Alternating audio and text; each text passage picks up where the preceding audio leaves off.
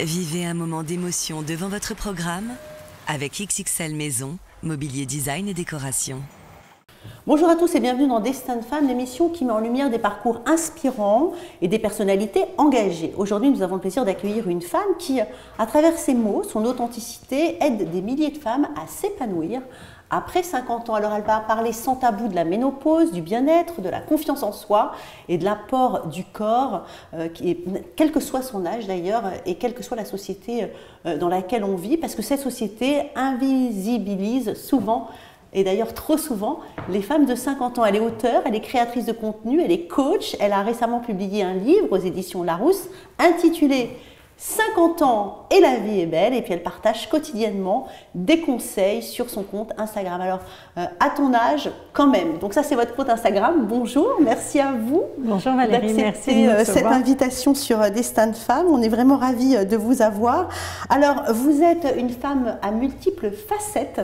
Racontez-nous votre parcours. Vous avez 4 heures. Le temps que vous voulez.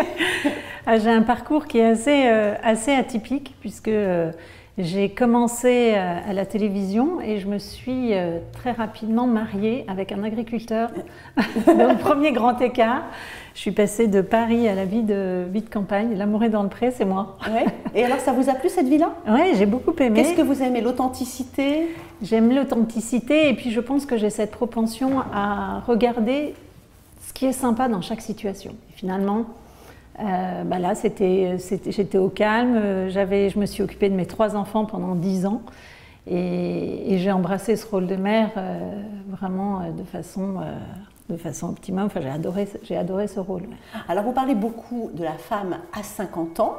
C'est vrai qu'avant, c'était un petit peu un sujet tabou, la cinquantaine pour une femme. Aujourd'hui, on a l'impression qu'elles sont toujours jeunes, belles, séduisantes. Il y a un changement sociétal par rapport à ces femmes, finalement, de middle age? Oui, je pense. Je pense qu'on a une énergie qui est encore là et on le crie haut et fort. Quand on voit la Mostra de Venise, la dernière Mostra de Venise, il y avait un red carpet, que de femmes de 50 ans absolument sublimes. Donc, justement, comment vous expliquez ça? Alors, on voit des femmes qui arrivent maintenant sans maquillage. Je pense par exemple à Pamela Anderson, Alicia Keys qui l'avait fait avant, d'autres qui ne se teignent plus les cheveux. On a l'impression qu'il y a un retour au naturel. Vous le ressentez, ça? Alors, je ne sais pas si c'est un retour au naturel. En tout cas, c'est la liberté pour chacune de s'assumer comme elle a envie de s'assumer. Je pense que le poids de la société a beaucoup moins d'importance. Oui, vous avez raison, parce que d'un côté, on a des influenceuses très jeunes, complètement refaites, et puis de l'autre, on a ces femmes qui sont des stars, et puis qui se disent après tout, non, on n'a plus envie de faire d'efforts, on a envie de se montrer tel qu'on est. Finalement, la maturité, ça plaît? Cet âge-là, on s'affranchit en fait, c'est ça qui est formidable et c'est ça qu'il faut mettre en avant, c'est cette liberté qu'on a d'être soit sophistiquée, soit effectivement complètement au naturel comme certaines le souhaitent et je trouve que ça c'est un vrai pas en avant. Oui. Alors j'ai regardé un petit peu vos réseaux sociaux et c'est vrai que sur votre Insta, ce qui est assez sympa, c'est qu'on vous pose de nombreuses questions, vous y répondez avec beaucoup de liberté. Est-ce qu'il y a des questions qui reviennent plus souvent que d'autres? On me pose beaucoup de questions sur mon lifting, parce que j'ai été une des premières à assumer et expliquer comment ça se passait. Alors là, franchement, ça ne se voit pas du tout. Non, ça ne se voit pas, mais du coup, oui, ça interroge. Je ne fais pas du tout l'apologie du lifting, mais en tout cas, quand j'en ai parlé, ça avait comme objectif de montrer que s'assumer, comme on en parlait à l'instant, ça ne veut pas dire forcément lâcher la rampe et qu'on peut malgré tout essayer de se prendre soin de soi en faisant des choses qui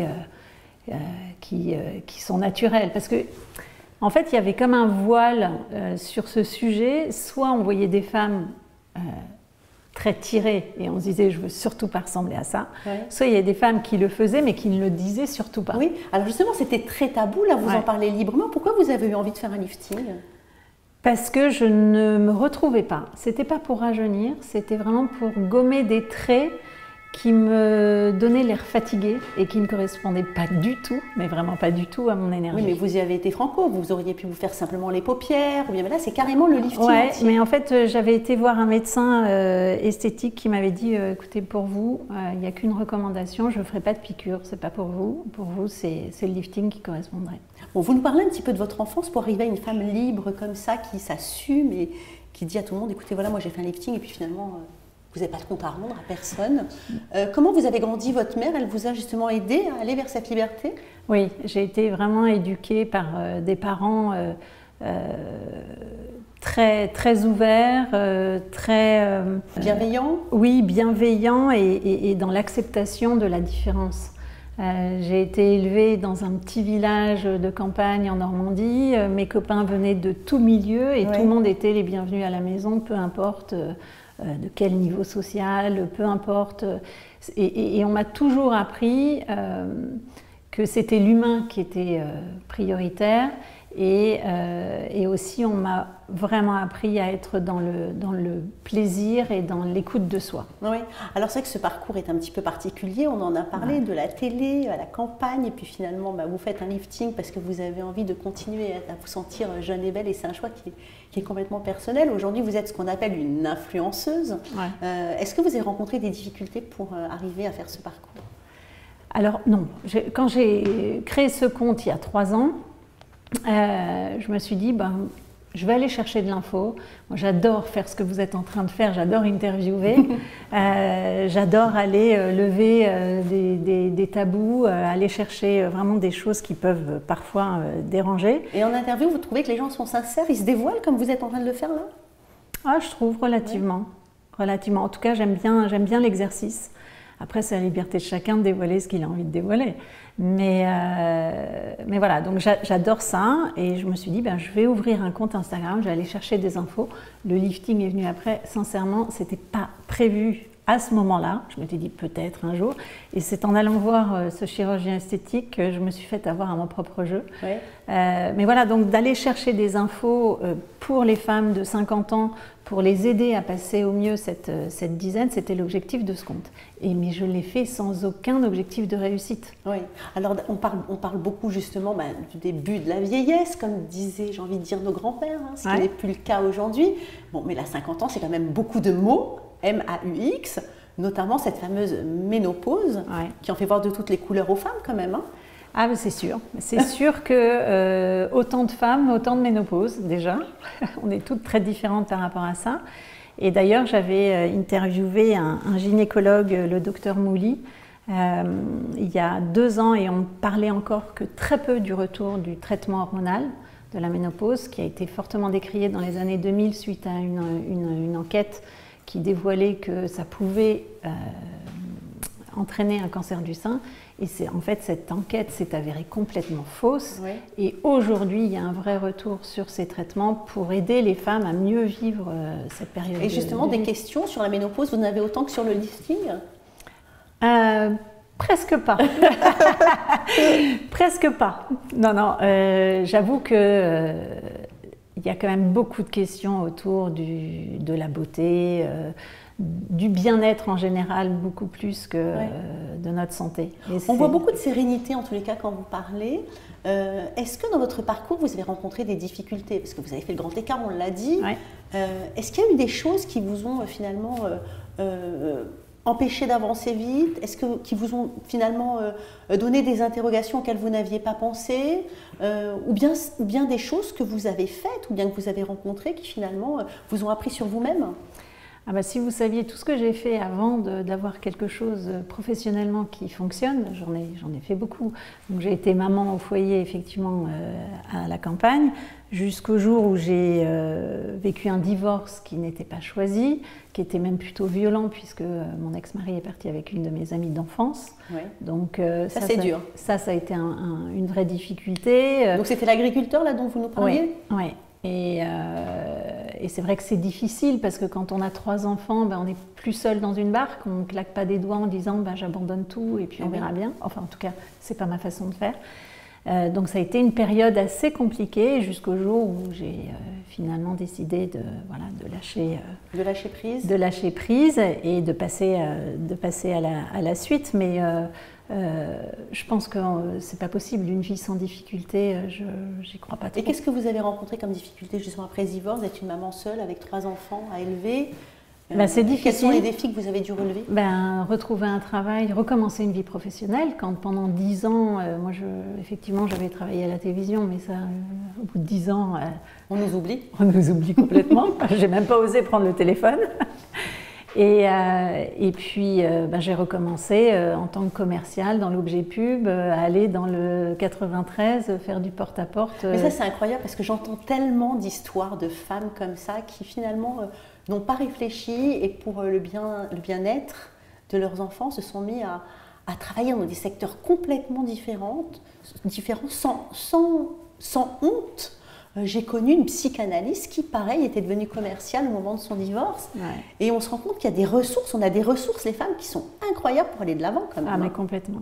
Complètement. Et puis, chaque expérience, finalement, est apprenante. Parce que toutes les expériences professionnelles que j'ai eues jusqu'à présent, on apprend des choses. Être commercial comme ça et faire du porte-à-porte, ça apprend aussi des choses. Après, j'ai développé un réseau d'indépendants dans la forme et le bien-être, où j'aidais dans la vente directe. Donc là, j'aidais des personnes à créer leur propre business. Donc j'ai appris tout ce qui est management, tout ce qui est humain. Donc après, je me suis dit, je vais aller un peu plus loin, je vais faire une école de coaching parce que je travaillais avec l'humain, ça, je me suis rendu compte que c'était quand même passionnant. Oui. Et puis il y a eu le Covid, donc 2019, c'était compliqué de lancer sa boîte de coaching à ce moment-là. Quoique, avec les visioconférences, maintenant, ça devient de plus en plus courant. Oui, mais enfin, le business était quand même très arrêté et j'étais en coaching de dirigeants et des entreprises, donc c'était un peu difficile. Et donc, je me suis dit, je vais me former à la déco. Un autre grand écart. Oui, mais en parallèle, j'ai toujours eu 2 activités en même temps. J'ai toujours eu 2 métiers en même temps. Et vous avez géré les enfants en même temps. Et j'ai géré les enfants. Alors, ce qui m'a aidée, c'est que j'étais en garde alternée. Ah oui. Donc, ça me permettait quand même une semaine sur 2 de pouvoir mettre les bouchées doubles. En tous les cas, quand on entend des histoires comme ça, on a l'impression que tout paraît difficile au départ, quand on se retrouve comme ça seul, avec des enfants divorcés, comme vous dites, retrouver une vie professionnelle, etc. Mais en tous les cas, on se rend compte que les femmes y arrivent. Oui. Elles sont extrêmement résilientes. Je pense que c'est ce que je vous disais tout à l'heure, une fois qu'on a des enfants, on n'a plus le choix. On n'a pas le choix. On n'a pas le choix et on a comme un instinct de survie. On n'est pas seul, donc il faut y aller. Vous qui êtes coach, quel conseil vous donneriez justement à des femmes qui passent un moment difficile comme ça et qui ont tous ces doutes qu'on peut avoir dans la tête pour aller de l'avant? Quels sont les secrets finalement pour tenir le choc et se dire que ça va aller? Je pense qu'il faut regarder ce que ça nous apprend. Se dire que ça n'est pas définitif, déjà, ça aide beaucoup aussi, c'est passager. Et essayer d'en tirer un enseignement et de créer du lien avec moi, mes enfants, par exemple. Je me disais, avant on était 5 à table, mais c'est vrai qu'on créait peut-être moins de liens que quand j'étais toute seule avec eux. Donc c'est d'essayer de tirer des petits avantages de périodes où donc là, vous avez refait votre vie? Oui, je suis en couple depuis 15 ans donc, et mariée depuis 2 ans. Et la famille recomposée, ça se passe comment? Parce que ça aussi, c'est un gros problème, ça ne marche pas souvent. Hein. C'est plus difficile que de divorcer, je pense. Oui. Alors nous, on a fait le choix de ne pas vivre ensemble tant que nos enfants étaient encore à la maison et on vit ensemble depuis que nos enfants sont suffisamment grands. Ça, c'est certainement le bon choix. Ouais. Quelle est votre principale source de motivation au quotidien? Le plaisir. Sans hésiter. Oui. Ah oui, le plaisir. Le plaisir parce que je pense qu'on ne peut pas être bon quand on n'a pas de plaisir. Et vos désirs, vous les connaissez? Je marche beaucoup à l'instinct. J'ai essayé plein de choses. Je ne me mets pas de frein. Quand j'ai envie d'essayer quelque chose, j'essaye et puis si ça marche, tant mieux. Puis je me rends compte, par exemple, la déco, je me suis rendu compte au bout de 3 chantiers que ça ne me plaisait pas. Voilà, j'ai appris quelque chose et puis... Pourquoi ça ne vous plaisait pas? Parce qu'être entre le client et les artisans, c'est quand même un peu stressant. Alors vous avez écrit un livre, est-ce que vous pouvez nous en parler et nous dire quelle a été votre motivation? Pourquoi vous avez voulu écrire ce livre-là? Alors là, c'est un coup de chance presque, c'est qu'en montant ce compte, c'est Larousse qui est venu me chercher en fait. Pas moi qui suis allée les chercher, oui. Ils sont venus me chercher en me disant voilà, on veut exactement... un livre sur la femme de 50 ans comme votre compte, positif, entraînant, qui donne envie de traverser cet âge. Moi, je ne peux pas avoir plus beau compliment que des femmes de 40 ans qui me disent maintenant j'ai plus peur d'avoir 50 ans et j'ai envie d'y être. Oui, parce que la peur n'évite pas le fait qu'on va y passer. Et puis c'est plutôt bon signe. Et c'est plutôt bon signe. Ouais, c'est plutôt bon signe d'y arriver. Ouais. Vous faites aussi des podcasts. Qu'est-ce qui se passe dans le podcast? Alors là, j'ai fait un pas de côté. Ouais. Parce que j'entendais des femmes dire les hommes de notre âge n'aiment que les jeunes. C'est vrai, on entend souvent ça. On entend souvent mais ça. il y a aussi maintenant des femmes de 50 ans qui sortent avec des jeunes. Exactement. C'est de plus en plus souvent. De plus en plus souvent. Et souvent, nous les femmes, on leur prête des intentions qui, des fois, sont pas celles ou pas pour tous, quoi. Donc vous dites qu'il n'y a pas de sororité? Non, c'est pas ça. Non, on prête des propos aux hommes qui ne sont pas toujours réels. En tout cas, pas pour tous les hommes. Et j'avais envie de les entendre parler des femmes. Et ça plaît énormément. Ça rassure. Et là, qu'est-ce qu'ils vous ont dit? Pour l'instant, j'en ai pas encore fait beaucoup. J'en ai fait 2, mais c'est intéressant d'avoir leur vision. Oui, et c'est pas du tout la même vision que les femmes en réalité. Non. C'est une vision très différente. Et puis, on est dans une société où on polarise beaucoup. Les hommes d'un côté, les femmes de l'autre, le féminisme qui est grandissant, et c'est très bien, je ne dis pas qu'il ne faut pas de féminisme, mais du coup, les hommes, les lignes changeant. Mais ça, c'est très intéressant. Puis on se rapproche beaucoup du concept Destin de femme, qui est non clivant justement, parce que l'idée, c'est d'interviewer des hommes et des femmes. Et là, c'est intéressant d'entendre des hommes parler des femmes et surtout de leurs désirs. Et on se rend compte que nous, on fait énormément d'efforts, on fait attention à notre poids, on a peur de vieillir, alors que finalement, les hommes aiment bien les femmes naturelles, pourquoi pas matures. Et que finalement, on a comme ça des idées dans la tête qui ne sont pas Avec 5 kilos en trop, en général, ils préfèrent. Ils préfèrent? Ils n'aiment pas trop les maigres? Vos prochains défis, c'est quoi?